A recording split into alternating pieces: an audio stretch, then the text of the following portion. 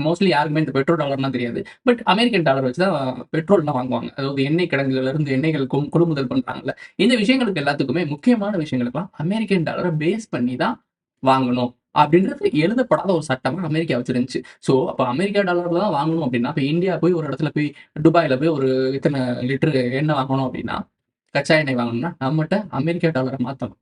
ஒரு 1 billion Indian ரூபா இருக்குன்னா, அத தூக்கிட்டு போய் அப்படியே அமெரிக்கால போட்டு, அமெரிக்கா டாலர்ல வாங்கி, அத துபாய்ல குடுத்து நம்ம வாங்கிக்கணும். துபாய்க்காரன் என்ன பண்ணுவான்னா, இத அமெரிக்கா டாலர் அங்க போட்டு, அவன் துபாய் கரன்சி வாங்கிக்குவான். இல்ல கோல்டா வாங்கிக்குவான். ஸோ, உனக்கு பொருள் வந்து இங்க இந்த இடத்துல விக்குது. அவன்ட்ட குடுத்து, அவன் காச நீ வாங்கி வச்சுக்கிட்டேன்னா, ஒரு பிரச்சனையும் இல்ல. உங்களுக்குள்ள அது ட்ரேடிங்கா முடிஞ்சிரும். உங்களுடைய நாடுகள் நல்லா வளரும். ஏன்னா, யாரு காசுல வச்சு வாங்குறோமோ, அவங்க காசு தான் கொஞ்சம் வளரும்.